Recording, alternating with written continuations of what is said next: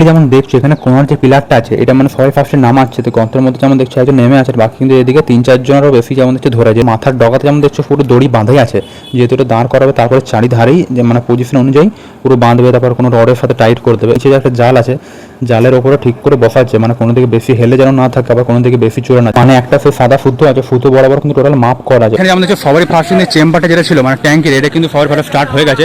তিনটে কিন্তু পরপর পুরো পিলার হয়ে গেছে, দাঁড় করানো কলম, আর এখানে কিন্তু ইটতে পুরো মানে সাইডতে পুরো ঘেরা করে যাতে ওর বাইরে যেন মশলা না যায়। যেমন দেখছো পুরো নিচের জালিটা দেওয়া আছে, পুরো এলের মতো করে করা আছে, তাহলে এটা মশলা ভালো করে ধরো, মানে পুরো আঁকড়ে একদম পুরো ধরে থাকবে।